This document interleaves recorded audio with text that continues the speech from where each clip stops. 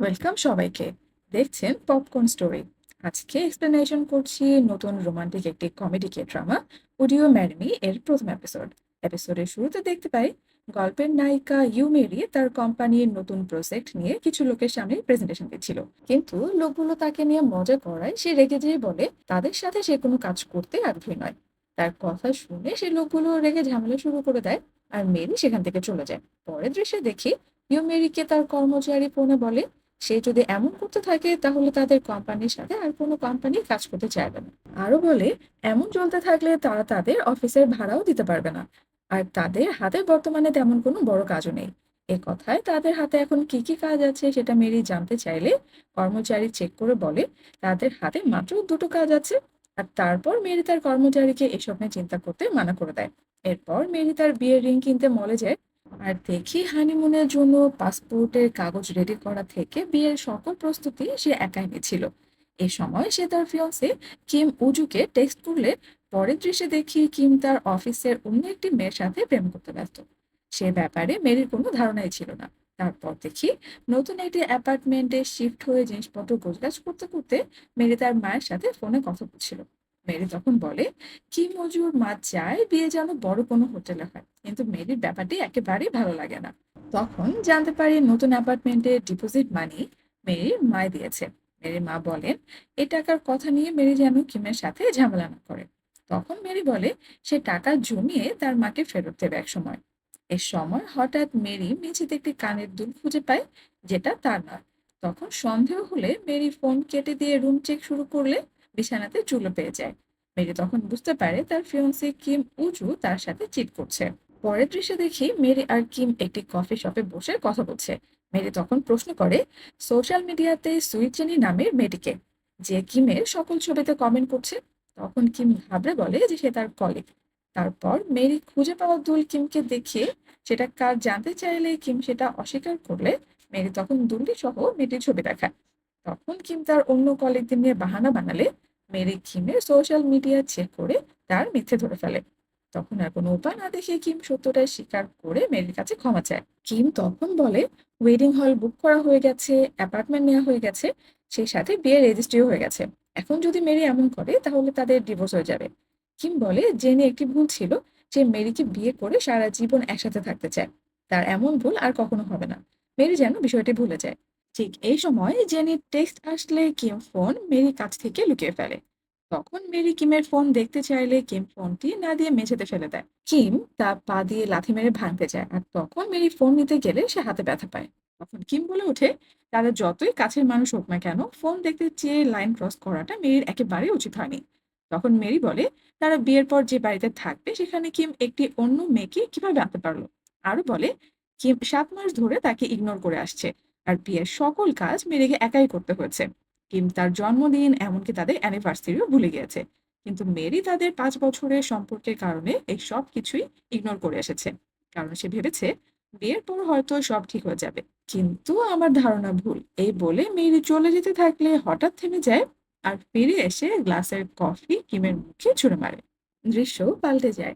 দেখি কিম উজুকে, যে প্লেনে করে নিউ ইয়র্ক থেকে কোরিয়া ফিরছে।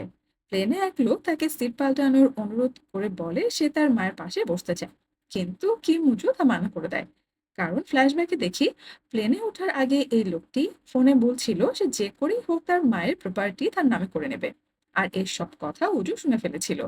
তারপর বৃদ্ধ মহিলা উজুকে ধন্যবাদ জানালে সে বলে তিনি যেন কিছুতেই তার প্রপার্টি তার ছেলের নামে লিখে না দেয়।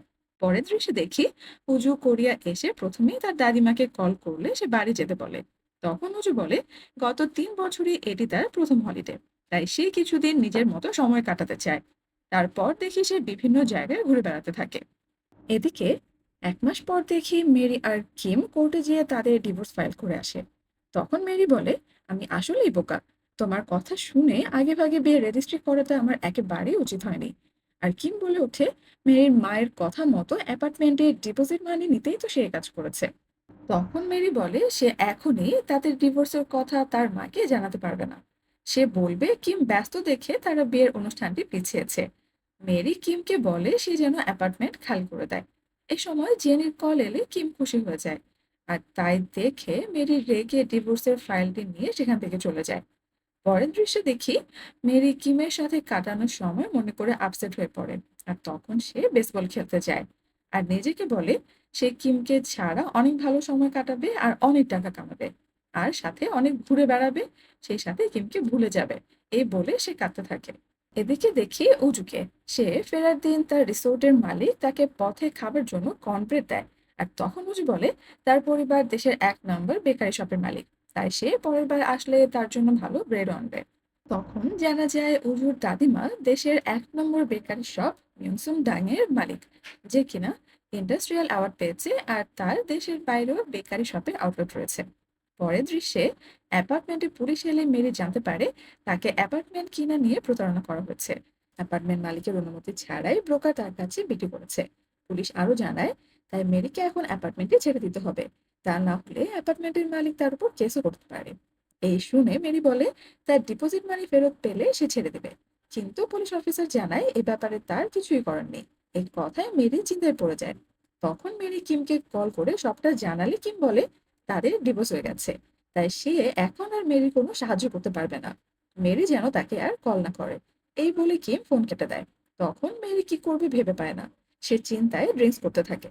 সে সময় মেরির মা কল করে বলে সে কিমের পরিবারের জন্য রান্না করছে। তখন মেরি তার মাকে খাবার পাঠাতে বারণ করলে সে ভাবে কিমের পরিবার হয়তো তাকে খুব একটা পছন্দ করে না। মেরি তার মাকে ডিভোর্সের কথা বলতে চেয়েও থেমে যায়। নেক্সট সিনে মেরি ড্রিঙ্কস করে মাতাল অবস্থায় হেঁটে যেতে থাকে। আর সে সময় উজু গাড়ি ড্রাইভ করে উল্টো দিক থেকে আসতে থাকে। হঠাৎ উজুর গাড়ির সাথে মেরির ধাক্কা লেগে গেলে উজু তাকে হসপিটালে নিয়ে যেতে চায়। কিন্তু তাতে মেরি রাজি না হলে উজু তার ফোন নাম্বার মেরির ফোনে সেভ করে বলে সে যদি হসপিটালে যায় তাকে যেন কল করে জানায়। তখন মেরি ফোনে কিম উজুর নাম দেখে ভাবে সে হয়তো তার এক্স ফিয়ান্সি কিম। তখন মেরি রেগে উজুকে মেরে বলে তুমি কেন আমার কল ধরছো না। তখন উজু কিছুই বুঝে উঠতে পারে না। এ সময় মেরি তার অ্যাপার্টমেন্টের ডিপোজিট মানি চাইলে উজু ভাবে মেরি হয়তো হসপিটাল বিল চাইছে, কিন্তু টাকার পরিমাণ অস্বাভাবিক বেশি হওয়ায় উজু টাকা দিতে না চাইলে মেরি জোর করে উজুর গাড়িতে উঠে পড়ে। তখন উজু কোনো রকমে মেরিকে গাড়ি থেকে বের করলে মেরি তার পিঠে উঠে বলে টাকা না দিলে সে তাকে কোথাও যেতে দেবে না। তখন ধাক্কা দিয়ে মেরিকে তার পিঠ থেকে নামিয়ে দিলে মেরি টলতে টলতে যেয়ে বসে পড়ে। তখন মেরি কাঁদতে কাঁদতে বলতে থাকে তুমি কেন আমার সাথে প্রতারণা করলে, আর আমার ডিভোর্স হয়ে গেছে কোনো রকম বিয়ের অনুষ্ঠান ছাড়াই, এ কথা জানলে আমার মা অনেক কষ্ট পাবেন।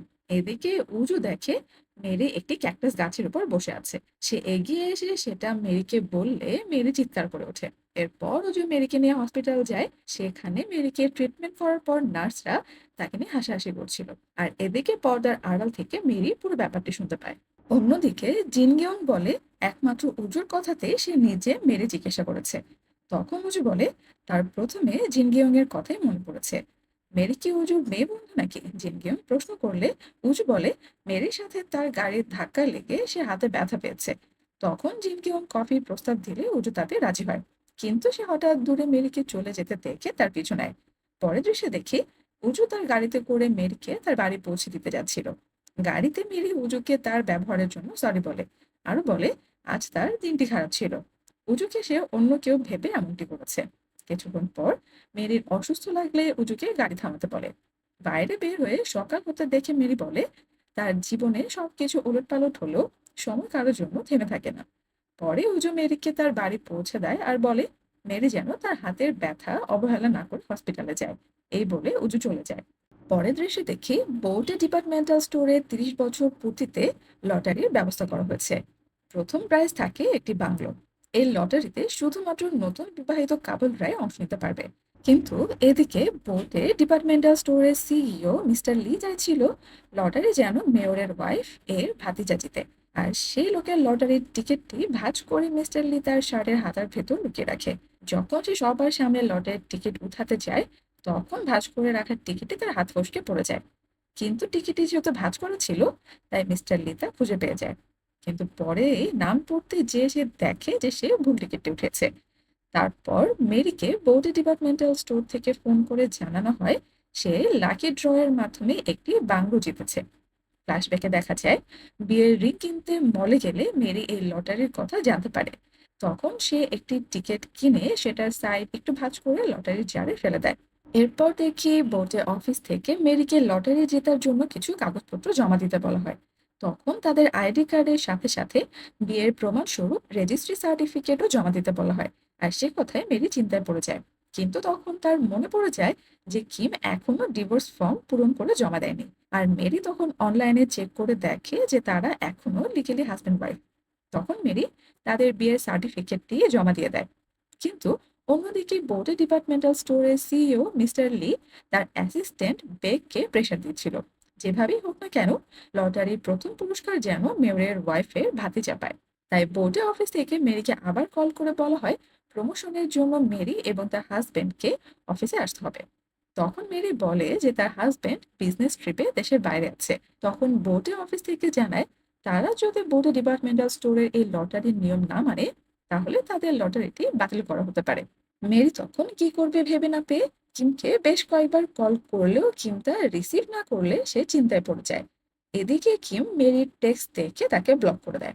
ঠিক এ সময় মেরির ফোনে উজুর টেক্সট আসে। তখন উজুর নাম দেখে মেরির একটি বুদ্ধি আসে মাথায়। তার মনে হয় দুজনের নাম একই, আর বোর্ডে ডিপার্টমেন্টাল স্টোরের কেউ তার হাজবেন্ডকে আগে দেখেনি, তাই সে হয়তো একটা সুযোগ নিতে পারে। তাই পরদিন মেরি উজুর সাথে দেখা করে। তখন উজু প্রশ্ন করে মেরি কি তার হাতের এক্স-রে করিয়েছে। তখন মেরি বলে সে সময় হয়ে ওঠেনি তার। তখন হঠাৎ মেরি উজুকে প্রশ্ন করে তুমি কি ম্যারিড। এ কথা শুনে উজু অবাক হয়, কিন্তু বলে সে এখনো বিয়ে করেনি। তখন মেরি আবার বলে আমি জানি আমার এ কথা বলা উচিত হচ্ছে না, কিন্তু তুমি একমাত্র যে কিনা আমাকে সাহায্য করতে পারবে। আর বলে তুমি কি আমার হাজবেন্ড হবে। এক কথায় উজু চমকে যায়।